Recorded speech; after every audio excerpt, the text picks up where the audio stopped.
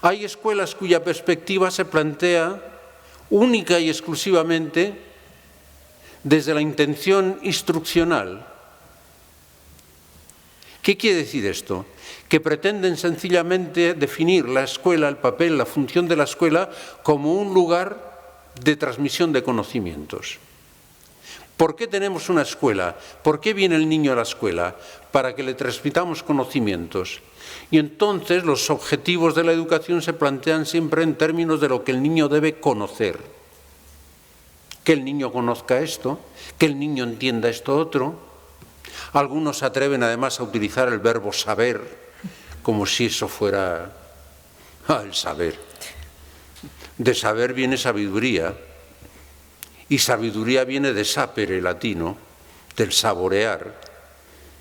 Anda, que me figuro yo a estos de la ESO saboreando ahí lo que usted les está enseñando. De sabiduría nada. Oiga, ¿y entonces qué es lo que hay que enseñar en la escuela? Pues lo que hay que enseñar, según esta perspectiva, serían los conocimientos, los datos, los elementos factuales, definiciones, conceptos, principios, etcétera. Es decir, oiga, ¿y el maestro qué función tiene? Pues el maestro la función que tiene es la de transmitir su conocimiento al alumno. ¿Cuál es el papel del maestro? Eso, su arte consiste en enchufar bien la manguera para que no se pierda ni gota de su conocimiento y le llegue íntegramente el conocimiento al alumno, que en el fondo es un receptor. Esto en la escuela primaria, en la escuela secundaria, pero en la universidad esto es un poco más complicado.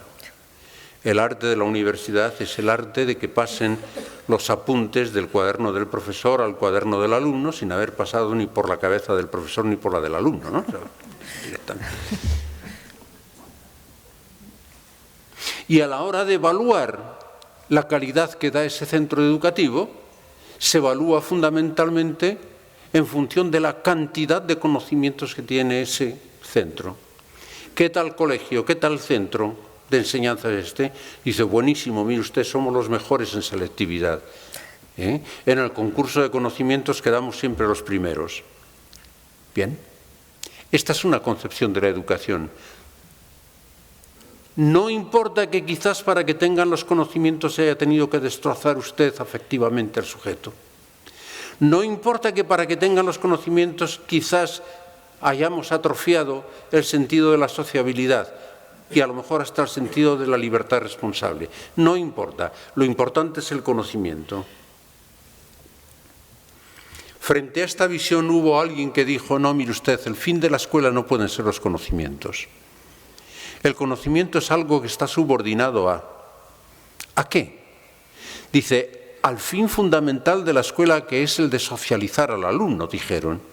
Oiga, ¿y qué es eso de socializar? Dice, prepararlo para la vida. Dice, ¿pero para qué vida? Dice, pues para la sociedad que le va a tocar vivir. Dice, entonces la función de la escuela es la de productora de estatus social. Y entonces los objetivos de la educación se formulan en términos de esto, en términos de preparación para la vida, se nos dice. Y entonces, ¿qué hay que enseñar en la escuela? Dice, lo que pida la sociedad.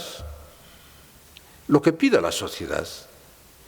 Hay programas de calidad que se están llevando a cabo en los centros, normas ISO, FQM, etcétera, que viene a decir lo siguiente, que un centro da calidad en la medida en que es capaz de satisfacer las demandas y las expectativas de sus clientes. ¿Vale? Como quien vende zapatos. El cliente siempre tiene razón. La escuela está para eso, hay quien la entiende así. Y entonces lo que se enseña es lo que demanda la sociedad. ¿Qué anda usted haciendo tonterías enseñando humanidades en la escuela ahora? Si eso no se demanda, hombre, enseñe inglés, enseñe tecnología, enseñe lo que pide la sociedad. Y por eso se piden maestros que estén muy al día de la demanda social. Y si usted no lo está, pues se recicla. Cursos de reciclaje. Y en consecuencia, al final, evaluamos la calidad que da un centro en función del éxito social que está teniendo los alumnos que egresan de ese centro educativo. ¿Qué éxito social tiene? El éxito social se ha convertido entonces en valor supremo ante el cual se subordina prácticamente todo. Esta es otra opción. Y a lo mejor ahí volvemos a sacrificar lo humano al éxito social. Esto es de tal rudeza que motiva en un momento determinado, recuerden ustedes muy bien, una cierta reacción, que es la de la sociología crítica de la educación, que nos va a decir lo siguiente: el fin de la escuela, el fin de la educación, el fin de la enseñanza, sí es la socialización,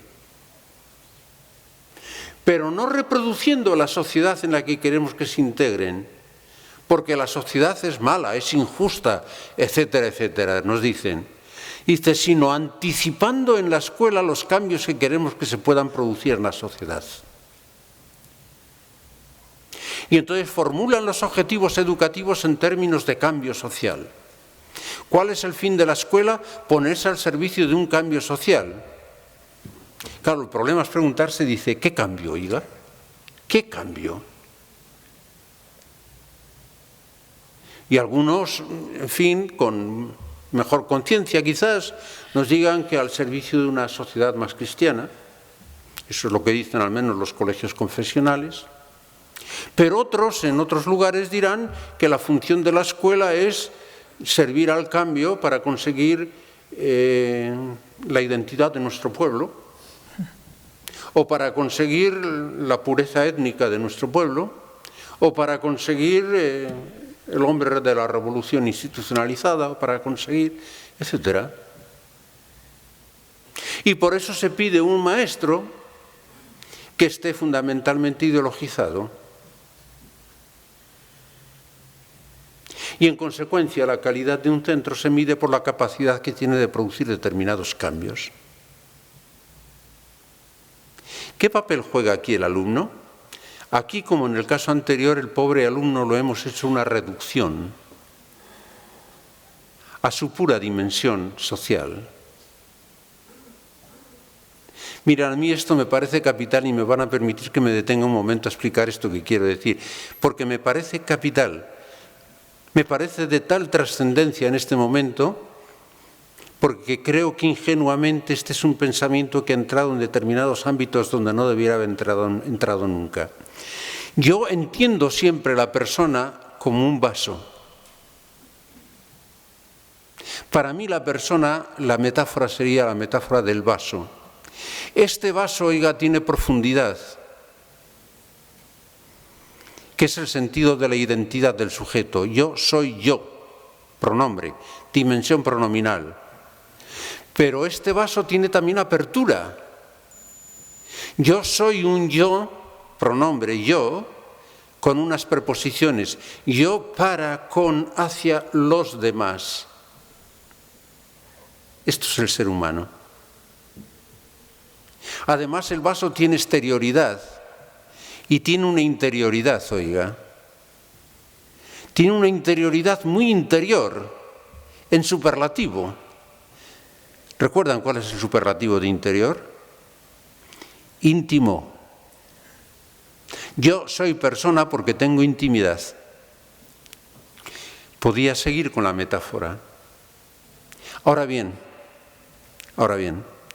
si yo proyecto este vaso a su plano inferior, este vaso, ¿qué me queda del vaso? Un círculo, no me queda más, ¿no es cierto? Un círculo. Y entonces, fíjense ustedes, proyectado, reducido el ser humano a su plano inferior, que es el plano social, miembro de una sociedad, los únicos valores que pueden emerger de ahí son los valores del círculo y no los del vaso. Y son distintos. Cuando yo hago la encuesta en determinados colegios confesionales sobre cuáles son los valores que debieran cultivar en sus escuelas, el primer valor que me sale así a bocajarro es el valor de la tolerancia, que es un valor, pero es un valor mínimo de dimensión social. Porque si yo en vez de mirar el círculo miro el vaso, veo la persona con todo lo que esto supone, Me doy cuenta que lo que me exige la persona es tratarle con miramiento, no con tolerancia, sino con miramiento, con respeto, respicere en latín, miramiento, mirar, con respeto. Si yo miro el círculo, uno de los valores fundamentales de dimensión social es la participación democrática y ciudadana, cierto. Pero si yo miro el vaso y veo la entidad de la persona, el valor fundamental que sale a partir de ahí, junto con el respeto, es el solidum, el sueldo que hay que pagar al otro por ser persona, la solidaridad. En cristiano, la caridad, que es justicia. Si yo miro simplemente el círculo, oiga, ¿qué valores son los que se ponen de moda? Miren, en este momento el valor de la igualdad. El valor de la igualdad por encima de todo. Claro, yo reflexiono y digo, pero si yo al lado de ese vaso pongo esta botella, la botella es bien diferente al vaso, ¿sí o no? Pero proyectada a su plano inferior, ¿qué me queda? Otro círculo. Y si tengo un plato aquí, proyectado a su plano inferior, otro círculo. Y si tengo una pelota, otro círculo. Fíjense ustedes, 4 objetos tan diferentes, reducidos a la pura dimensión, el único valor es el valor de la igualdad. Se ha hipertrofiado el valor de la igualdad olvidándonos del valor de la identidad de cada uno. Esto es lo que trae como consecuencia entender la escuela como instrumento de cambio social, exclusivamente. Pero al hombre se le ha reducido. Por eso, ante estas visiones que son las que están vigentes en este momento en la educación, en la teoría y en la práctica, entre estas 3 visiones, a mí me parece que no cabe más que una alternativa fundamental, que es la alternativa de entender la educación, la enseñanza, la escuela, como una actividad personalizadora, con ese sufijo ora. Todo esto es cuestión simplemente de gramática, Y hay una pregunta que suelo hacer a veces a los padres.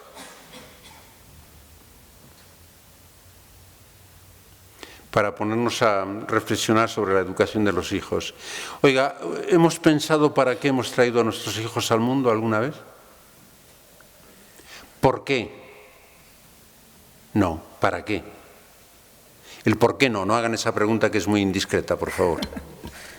Muy indiscreta el por qué han llegado al mundo.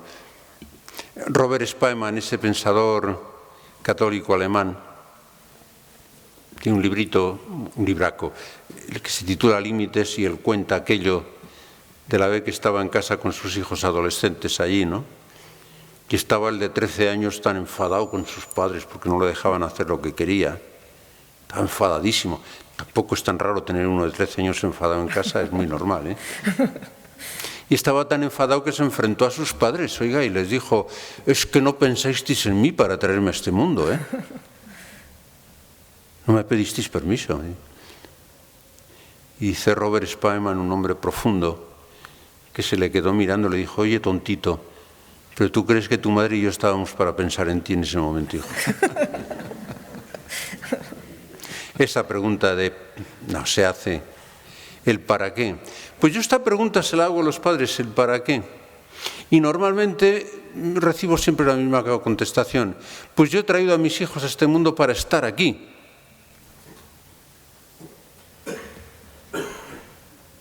Claro, si he traído a mis hijos simplemente para estar, verbo estar, a lo máximo que puedo aspirar es al bienestar de mis hijos.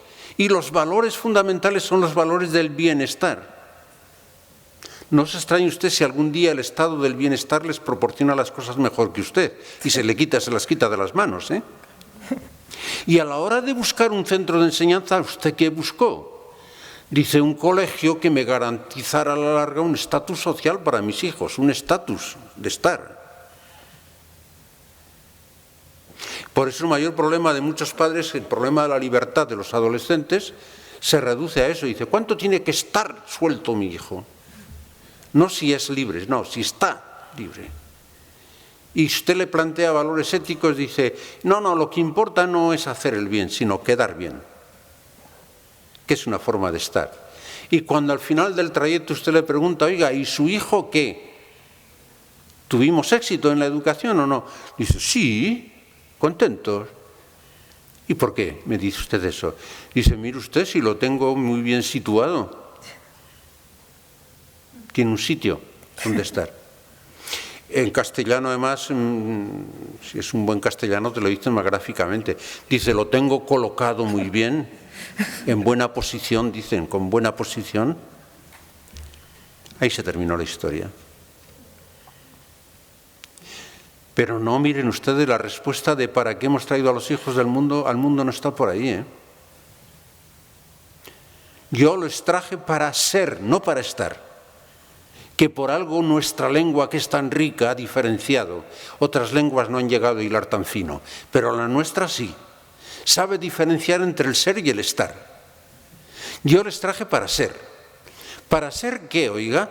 Para ser lo que son. ¿Y qué son? Personas. Son personas. Y esto pertenece al orden de la naturaleza, pero esto no es filosofía, por favor.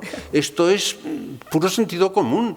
Que cuando yo veo el reportaje ese de la 2 al mediodía, veo el animal que ha procreado y veo cómo cuida a sus crías y cómo las protege y cómo las entrena. Y uno dice, ¿y por qué emplea esa técnica de entrenamiento? Dice, pues porque mira, ese águila con sus aguiluchos quiere que sean plenamente águilas. No quiere que tengan comportamientos de gorriones, quiere que sean águilas, plenamente, porque son águilas. Y el jabalí ese que estaba viendo, pues lo mismo, dice, no quiere que sean corderos, quiere que sean jabalíes, que sean plenamente lo que son. Pues yo, oiga, lo mismo. Ellos hacen crianza así. Y yo lo mismo. Yo he traído personas. Y mi compromiso con ellos es igual que la del águila o la del jabalí. Que lleguen a ser plenamente lo que son, personas. Lo que pasa que eso en mi caso se llama educación. Explico. No es crianza, es educación. La educación es esto. Hacer que la persona venga a ser persona. Llegue a la plenitud de la persona. Decía Zubiri que el ser humano es alguien que nace con una personalidad, pero tiene que hacer su personalidad. Tiene que construir una personalidad madura, adulta. Y la educación es esto, en la familia y en la escuela. En la familia utiliza unos materiales de construcción de la personalidad del niño que son de carácter fundamentalmente afectivo. Y en la escuela utiliza unos materiales de construcción de la personalidad del niño que son fundamentalmente de carácter cognitivo. Pero el fin es el mismo, la construcción de la persona. Por eso, desde esta perspectiva personalizadora, los objetivos de la educación no pueden formularse en términos de conocimiento simplemente, sino en términos de maduración de la personalidad. Una maduración cognitiva, una maduración afectiva, una maduración social, una maduración de la libertad responsable. Y entonces, oiga, ¿qué hay que enseñar en la escuela? Mire usted, habrá que enseñar lo de siempre, lo que está en los programas, no vamos a darle más vueltas. Pero el problema no es este. El problema no es qué enseño, sino qué efecto produce lo que enseño. Las matemáticas que enseño le están haciendo más maduro cognitivamente, más maduro afectivamente, más maduro la forma de enseñarlas. Por eso hay que formar al maestro. Porque si fuera simplemente enseñar matemáticas, ya están las facultades de matemáticas. Pero se trata de que no es importante lo que enseño, sino el efecto que produce lo que enseño. Y por lo tanto, no es importante lo que enseño, sino cómo lo enseño. Y este es el oficio de maestro. Ahora, el cómo lo enseño puede producir un efecto o puede producir otro. Por eso tiene que haber unas escuelas y tiene que haber otras. Me estoy explicando, ¿no es cierto? Este es el tema. La persona siempre como centro en la educación. Pero no estoy hablando de ese humanitarismo en el que el golpecito en la espalda y la compasión, no. La persona como centro implica mucho más. En primer lugar, lo que implica es entender a la persona en su integridad, en su totalidad.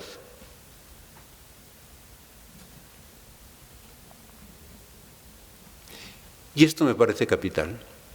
Yo recuerdo allá por los comienzos de los años 80, tuve la oportunidad de visitar escuelas en la Unión Soviética de entonces, y una de las primeras sorpresas que yo recibí fue cuando hablando, pues por ejemplo, con la doctora Malkova, que era la presidenta de la Academia de Pedagogía de la Unión Soviética entonces, con algunos otros, me decían que el fin de la educación en la Unión Soviética era la formación integral de la persona. Y a mí esto me estremecía, no me encajaba. Digo, si es lo mismo que dicen los colegios católicos españoles. Si es lo mismo que dicen, se ve que alguien no está diciendo lo mismo, o a lo mejor los dos no están diciendo nada. ¿Cuál era el problema? El problema es que hay una pregunta anterior que hay que hacerse. Oiga, y cuando usted me habla de persona, ¿de qué me está hablando? Cuando usted me está hablando de la persona integral, ¿de qué me está hablando? Porque hay quien me dice que la persona no es nada más que una pura dimensión biológica. Nada más que dimensión biológica. Y si no es nada más que dimensión biológica, la formación integral de la persona es el desarrollo pleno de la dimensión biológica. Punto. El hombre unidimensional, en último término. Un ser evolucionado biológicamente, pero punto, nada más. Esto se nos ha metido de tal manera aquí que no somos más que una dimensión, que yo ahora cuando salgo a dar un paseo por el parque con la gente mayor ya de mi edad, veo que todo el mundo aspira a una vida larga. Claro, como no hay más que una dimensión, pues longitud. Una vida larga. Uno se va encontrando después con personas que dicen que no somos solamente dimensión biológica, que tenemos otra dimensión, oiga, que es la dimensión psicoafectiva. Yo tengo un yo, pero ese yo quiere afirmarse como la biología y por lo tanto quiero afirmarlo junto con los demás, dimensión psicoafectiva y psicosocial. Entonces ya tenemos dos dimensiones. La formación integral de la persona ya no es la del hombre unidimensional, sino la del hombre superficial, porque todo crecimiento en todas dos dimensiones es superficie. Por eso me decía el abuelito el otro día, dice, bueno, yo ya he tenido una vida larga, dice, pero aspiro a tener una vida ancha, decía él. Bueno, pues claro, dos dimensiones. Pero yo sigo mirándome a mí mismo y digo, pero no, mire, yo hay algo más que es lo que da grosor, lo que da profundidad, lo que da densidad a mi persona. Y es que todo ser humano es un buscador de sentido. Un buscador de sentido. Estoy hecho así, oiga, ¿qué vamos a hacer? Yo y ustedes, claro. Buscamos sentido a nuestra propia vida. Buscamos sentido a todo. Busco sentido al libro que leo. De tal manera que si no le encuentro sentido, lo tiro. Algunas veces he preguntado en algún auditorio cuántos han leído el Ulises de Joyce. Pocas manos se me suelen levantar, ¿eh? Yo tampoco, por cierto. Y es que, claro, si uno tiene que llegar a la página 100 y pico para encontrar algún sentido a lo que está leyendo, pues termina tirando al tacho. Soy un buscador de sentido. Busco sentido a las acciones que realizo. Si no tienen ningún sentido, pues miren ustedes, no me tomen ustedes el pelo. Busco sentido a mi vida. ¿Cómo me encuentro cuando empiezo a percibir que mi vida no tiene sentido? Mal. Depresión. Porque soy un buscador de sentido. Ahora bien, ¿el sentido dónde se busca, oiga? Y todo sentido, no me vengan con la historia de que cada uno lo busca donde quiere. Pues si cada uno lo busca donde quiere, quiere decir entonces que mi vida no tiene ningún sentido dado. Y si no tiene ningún sentido dado, es una vida al azar. Y vuelvo a decir, entonces sería una vida azarosa. No, el sentido, tengo que hacerme preguntas. Oiga, ¿qué sentido tiene este objeto que tengo yo aquí delante? Y me pregunto, ¿y por qué está hecho así, no de otra manera? ¿Y qué intención ha habido al hacerlo así? ¿Y para qué se ha hecho así? Ahora, todas las preguntas que dirijo a este objeto van más allá del objeto, van más allá, que en términos cultos se dice trascendere, trascender. Toda respuesta, toda pregunta por el sentido de la vida tiene una respuesta en la trascendencia o no tiene sentido. Entendiendo por trascendencia lo que está más allá de mí mismo, todo lo que está más allá de mí mismo. En consecuencia, miren ustedes, más allá de mí mismo puede estar mi profesión. ¿Mi profesión puede dar sentido a mi vida? Sí, porque se proyecta más allá de mí mismo, se proyecta en unos alumnos, se proyecta en unos pacientes, se proyecta en unos clientes, lo que quiera, se proyecta más allá. Puede dar sentido a mi vida.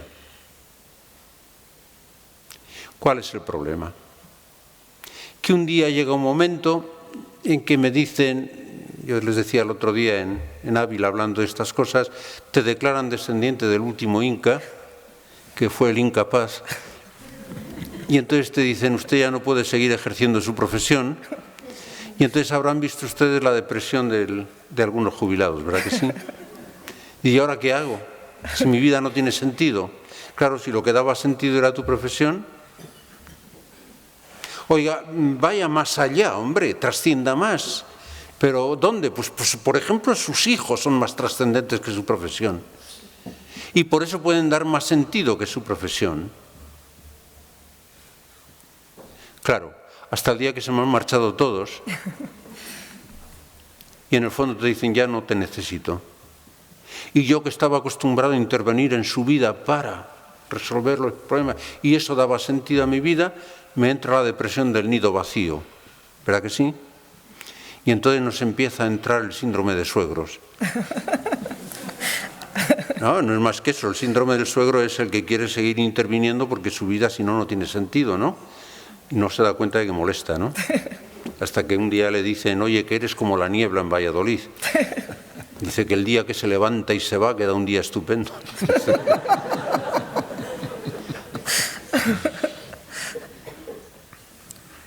Entonces, ¿qué hay que decirle? Vaya usted más allá, porque cuanto más trasciende, más sentido encuentra, hasta que encuentre un referente absoluto, hasta que encuentre un referente desde el cual pueda encontrar sentido hasta lo que aparentemente no tiene sentido. Oiga, pero ¿y dónde está eso? Eso está en los valores últimos. Eso está en Dios. Eso está en Dios. Y yo tengo la obligación de ofrecértelo como referente. Ahora tú me dices, no me interesa, bueno, pues ese es tu problema, pero yo tengo la obligación de ofrecértelo. Entonces, cuando hablamos de la formación integral de la persona integral, estoy hablando de este humanismo integral del que hablaba Maritain y, en último término, de este humanismo teocéntrico del que hablaba Maritain. La tridimensionalidad de la persona, ¿hay que cultivar la dimensión vital? Claro que sí. Hay que prepararlos para que tengan una profesión que les permita vivir de ello. Claro que sí. Hay que formarles en los valores de carácter psicoafectivo y psicosocial. Evidentemente que sí. Pero hay que formarles también en los valores transitivos o trascendentes, que son todos aquellos que están más allá de sí mismos. Y dentro de eso puedo ofrecerles el referente último de sentido si de lo que se trata es de un centro que confesionalmente hace gala de ello, además. Luego, poner a la persona como centro, humanizar, es esto. Es afirmar la tridimensionalidad de la persona. Claro, todas estas reflexiones que estoy planteando en este momento, quizás alguno de ustedes pueda pensar, si es profesional de la enseñanza, oiga, todo eso, bien, Pero yo no soy profesor de estas cosas, ¿eh? Yo soy profesor de ciencias. Yo soy profesor de física, de química, o de historia, o de lengua, o de matemáticas. Y yo lo que tengo es que enseñar lengua, matemáticas, historia a mis alumnos. Tiene usted toda la razón. Pero es que ahí tiene que entrar también la persona como centro. A ver si soy capaz de explicarme. Miren ustedes, mantengo desde hace tiempo que lo relevante en un centro de enseñanza no es el conocimiento que adquiere el alumno sobre una materia determinada, que lo tiene que adquirir, oiga, y con un poco más de rigor de lo que se está haciendo en muchos casos, que a veces tengo la sensación de que la escuela se ha convertido en una especie de bazar de todo a 100, ahí vale ya todo. El otro día preguntaba a alguno de los alumnos qué era la ESO, y me explicaba muy bien, dice, es la enseñanza secundaria obligatoria. Y yo, ¿pero qué quiere decir eso? Enseñanza secundaria obligatoria. Y el muchachito me decía, pues que es una enseñanza donde, o es un lugar donde la enseñanza es obligatoriamente secundaria. Que lo que importa son otras cosas, ¿no? Hay que enseñar. Ahora, mantengo lo siguiente, por favor. Lo relevante no es el conocimiento, sino la estructura mental que configuran los conocimientos que el alumno va integrando en su cerebro. Porque esa estructura mental se va a convertir en referente de mirada, de lectura, de interpretación, de valoración y de actuación de cara a la realidad. Es un referente desde el cual miro la realidad, la leo, la interpreto y después actúo ante ella. Entonces, ¿de qué depende esto? Miren ustedes, yo desde que he empezado a hablar esta tarde aquí, tengo la plena seguridad de que si son ustedes 60 personas, 50, no sé cuántas serán, ha habido 50, 60 maneras diferentes de interpretar lo que yo he dicho y de valorar lo que yo he dicho aquí.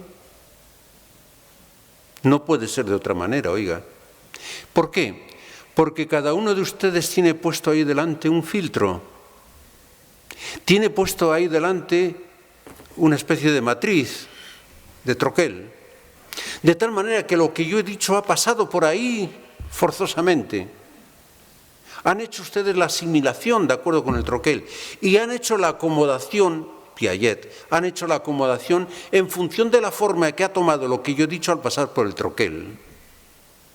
Luego lo relevante era el troquel, no lo que yo he dicho simplemente, era el troquel. Ahora yo tengo que preguntarme, ¿y cómo se ha configurado ese troquel?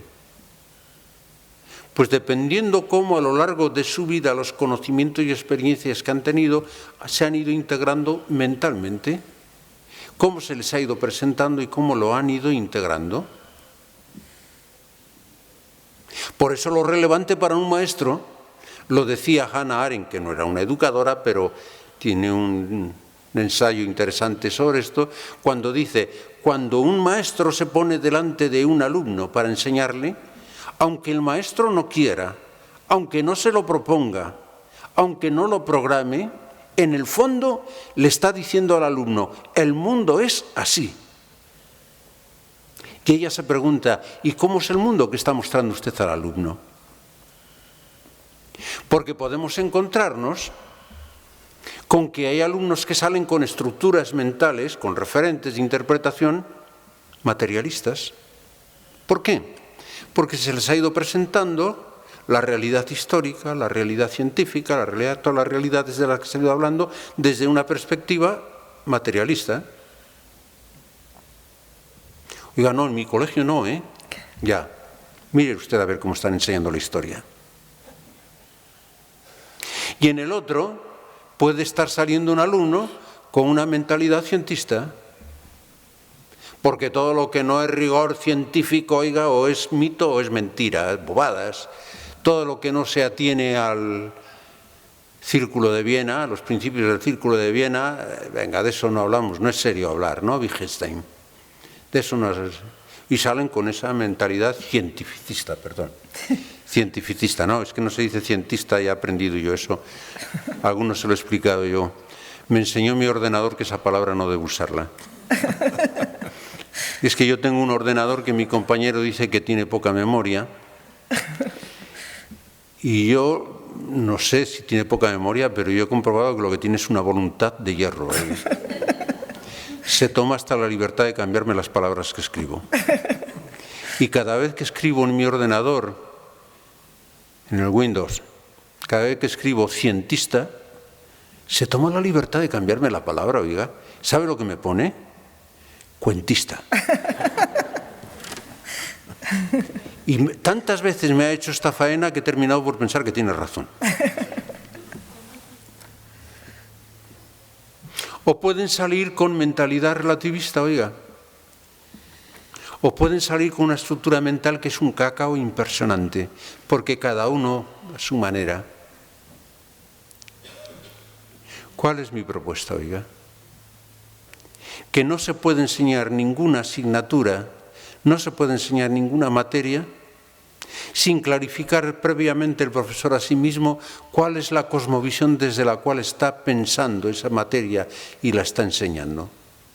Y mi propuesta es que toda materia se debe enseñar desde el hombre, la persona, como centro. Y entonces enseñaré la historia de manera diferente. No de acuerdo con todos los movimientos económicos que ha habido como causantes de los movimientos históricos. El hombre no es objeto de la historia, el hombre es sujeto de la historia. Y esto me obligará a presentar la historia de otra manera, sin cambiar ni un ápice el rigor, oiga, pero organizada de otra manera. Y me obligará a presentar las ciencias de otra manera. Yo preguntaba, ¿recuerdan ustedes aquellos reportajes que hemos visto una generación, perdónenme los más jóvenes si no lo recuerdan, que eran los reportajes aquellos de Rodríguez de la Fuente? Yo siempre me he preguntado, ¿este ambientalista, este señor, qué enseñaba? ¿Daba datos sobre la naturaleza simplemente o decía algo más? Y entonces cuando uno analiza sus reportajes dice, no, aquí había un principio central que decía que entre el hombre y la naturaleza hay un cordón umbilical y que si este cordón umbilical se rompe, mal para la naturaleza y mal para el hombre. Y desde esta óptica enseñaba todo. ¿Cuál fue la consecuencia? Que hubo toda una generación que aprendió a ver la naturaleza de otra manera. Que hubo toda una generación que empezó a tener una actitud ante la naturaleza de manera distinta. Este señor educó. Bueno, esto es lo que estoy diciendo.